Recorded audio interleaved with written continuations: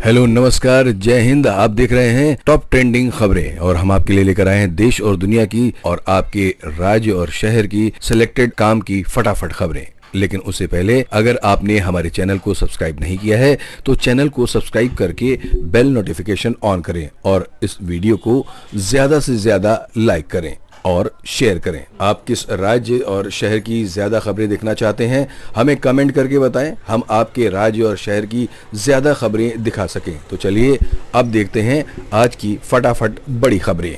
योगी सरकार प्रदेश के बिजली बकायेदारों को राहत देने जा रही है। बकाया बिजली बिल छूट के साथ जमा करने वाली योजना एक बार फिर लाने की तैयारी है।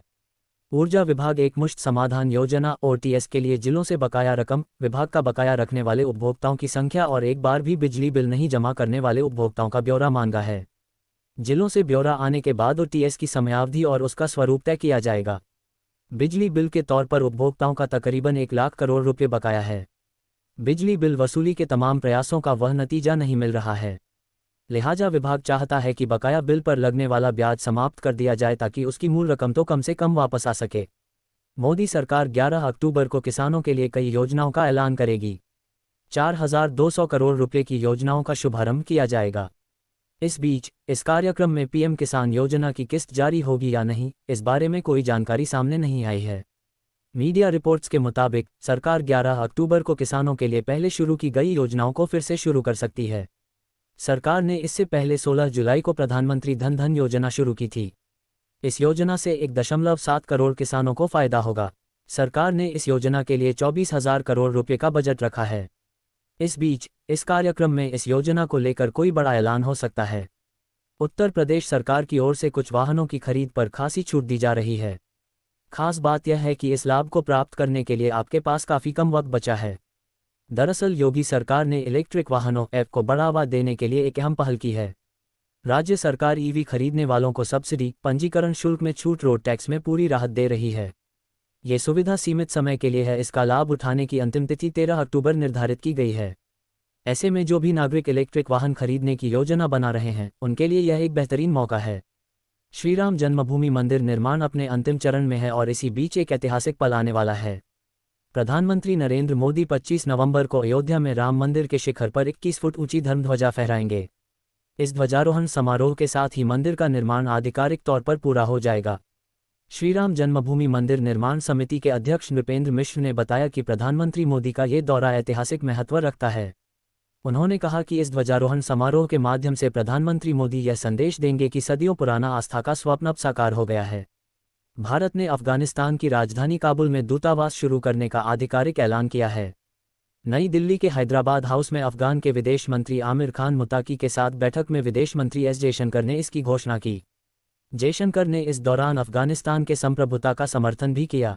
2021 के बाद ये पहली बार है जब भारत ने अफगानिस्तान के संप्रभुता का पूर्ण समर्थन दिया है। मुताकी के साथ बैठक में विदेश मंत्री जयशंकर ने कहा, भारत ने हमेशा अफगानिस्तान का साथ दिया है। अफगान हमारे लिए काफ़ी अहम है। अफगान ने हाल ही में आतंक के खिलाफ लड़ाई में हमारा साथ दिया। पहलगाम हमले की निंदा की। चीन के आनहुई प्रांत में स्थित वुजूंग टोल स्टेशन लाल टेल लाइट्स के समंदर में तब्दील हो गया। नेशनल डे और मिड ऑटम फेस्टिवल की छुट्टियों के बाद लाखों लोग घर लौट रहे थे, जिससे करीब 24 घंटे लंबा ट्रैफिक जाम लग गया। अधिकारियों ने अनुमान लगाया था कि उस दिन 1.2 लाख से ज़्यादा गाड़ियां इस टोल से गुजरेंगी और ऐसा ही हुआ। वायरल क्लिप्स में साफ दिखता है कि 36 लेन वाली सड़कें कारों से पूरी तरह भर गई थीं।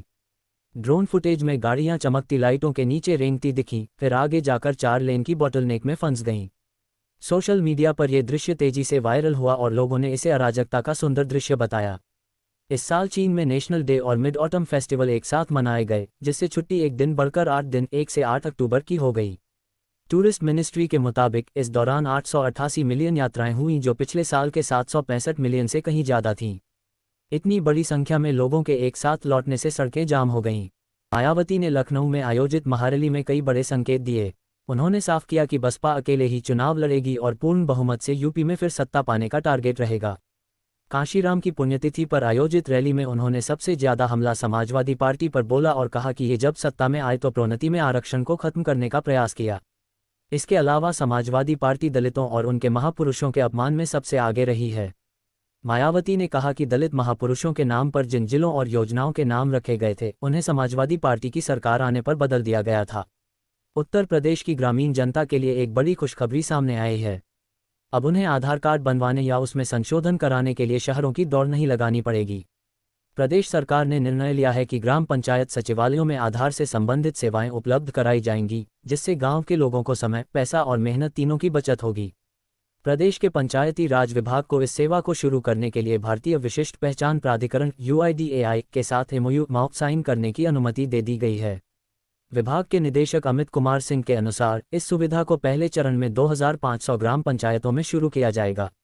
इसके बाद चरणबद्ध तरीके से राज्य की सभी 57,694 पंचायतों में इसका विस्तार किया जाएगा। सोने की कीमतों ने नए रिकॉर्ड तोड़ते हुए निवेशकों की मुश्किलें बढ़ा दी हैं। इस साल सोने की कीमतों में करीब 49% की तेजी आई है। जहां साल की शुरुआत में सोना 78-80 हज़ार रुपये प्रति 10 ग्राम के बीच बिक रहा था, वहीं अब यह 1,22,000 रुपये के पार पहुंच चुका है। हालांकि मल्टी कमोडिटी एक्सचेंज MCX पर आज सोने की कीमतों में मामूली गिरावट दर्ज की गई है। अमेरिकी कांग्रेस के 19 सांसदों ने राष्ट्रपति डोनाल्ड ट्रंप को पत्र लिखकर भारत के खिलाफ लगाए गए 50% टैरिफ को तुरंत वापस लेने की अपील की है। इस पत्र में सांसदों ने कहा है कि यह शुल्क न केवल भारत के साथ अमेरिका के व्यापारिक और कूटनीतिक संबंधों को प्रभावित कर रहा है, बल्कि अमेरिकी उपभोक्ताओं और उत्पादकों के लिए भी गंभीर आर्थिक समस्याएं पैदा कर रहा है। उत्तर प्रदेश के किसानों के लिए दीपावली से पहले सरकार ने ऐसा तोहफा दिया है, जिससे खेत में पसीना बहाने वाले अन्नदाता के चेहरे पर मुस्कान लौट आई है। केंद्र सरकार द्वारा गेहूं समेत 6 रबी फसलों के न्यूनतम समर्थन मूल्य MSP में बढ़ोतरी की घोषणा ने खासतौर से छोटे और मध्यम जोत के किसानों को राहत दी है। अखिलेश यादव ने राष्ट्रीय अपराध रिकॉर्ड ब्यूरो NCRB के आंकड़ों का हवाला देते हुए कहा कि उत्तर प्रदेश में महिलाएं, बेटियां और किशोरियां सबसे असुरक्षित हैं और दलितों के खिलाफ अत्याचारों के मामले में भी राज्य सबसे आगे है। उन्होंने भाजपा पर आरोप लगाया कि वह झूठ बोलने में नंबर 1 है और मुकदमों के मामले में एक विश्व रिकॉर्ड बनाना चाहती है। इसके अलावा उन्होंने कांशी राम स्मारक के रखरखाव की स्थिति पर भी सवाल उठाया, ये कहते हुए कि अगर भाजपा ने सही रखरखाव किया होता तो पत्थरों का रंग फीका नहीं होता। सरकारी नौकरी की तलाश कर रहे युवाओं के लिए बड़ी खुशखबरी आई है। India post payment bank IPPB ने ग्रामीण डाक सेवक GDS के 348 पदों पर भर्ती के लिए नोटिफिकेशन जारी कर दिया है। आवेदन प्रक्रिया 9 अक्टूबर 2025 से शुरू हो गई है और आवेदन की आखिरी तारीख 29 अक्टूबर 2025 तय की गई है। योग्य एवं इच्छुक उम्मीदवार ऑफिशियल वेबसाइट ibonline.com पर जाकर या यहां दिए गए डायरेक्ट लिंक से अप्लाई कर सकते हैं। भर्ती से जुड़ी विस्तृत जानकारी के लिए अभ्यर्थी आधिकारिक वेबसाइट पर जाकर नोटिफिकेशन देख सकते हैं। श्रमिकों के हित में केंद्र सरकार जल्द ही राष्ट्रीय श्रम नीति लाने जा रही है, जिसे श्रम शक्ति नीति -2025 नाम दिया गया है। यह एक विजन डॉक्यूमेंट के तौर पर काम करेगी जो देश भर के श्रमिकों के कार्यस्थल, वेतन, सुरक्षा, सामाजिक संरक्षण और भविष्य को सुरक्षित करने से जुड़ी व्यवस्थाओं को और अधिक बेहतर बनाएगी। सूत्रों के अनुसार श्रम एवं रोजगार मंत्रालय ने इस नीति का मसौदा तैयार कर लिया है और जल्द ही इसे जारी कर हितधारकों से सुझाव मांगे जाएंगे। इस नीति के जरिए देश की श्रम शक्ति को एकीकृत दिशा देने का प्रयास किया जाएगा। अभी तक श्रमिक क्षेत्र के लिए कोई एकीकृत नीति नहीं है, जिसको देखते हुए मंत्रालय ने इसका मसौदा तैयार किया है। प्रधानमंत्री नरेंद्र मोदी ने करीब 19,650 करोड़ रुपए की लागत से निर्मित नवी मुंबई अंतर्राष्ट्रीय हवाई अड्डे के पहले चरण का उद्घाटन किया। यह Mumbai international airport limited, Adani airports holdings limited की एक सहायक कंपनी और CIDCO महाराष्ट्र नगर एवं औद्योगिक विकास निगम लिमिटेड के बीच एक पब्लिक प्राइवेट पार्टनरशिप PPP परियोजना है। इसमें मुंबई इंटरनेशनल एयरपोर्ट लिमिटेड की 74% और CIDCO की 26% हिस्सेदारी है। नवी मुंबई हवाई अड्डा छत्रपति शिवाजी महाराज अंतर्राष्ट्रीय हवाई अड्डे के बाद मुंबई का दूसरा अंतर्राष्ट्रीय हवाई अड्डा होगा। इस हवाई अड्डे को हाल ही में नागरिक उड्डयन महानिदेशालय DGCA से परिचालन शुरू करने के लिए हवाई अड्डा लाइसेंस प्राप्त हुआ है। ये हवाई अड्डा घरेलू और अंतर्राष्ट्रीय दोनों यात्रियों के लिए स्टेट ऑफ द आर्ट सुविधाओं से लैस है। इसमें लार्ज कमर्शियल एयरक्राफ्ट को हैंडल करने के लिए 3,700 मीटर लंबा रनवे, मॉडर्न पैसेंजर टर्मिनल और advanced air traffic control system शामिल हैं।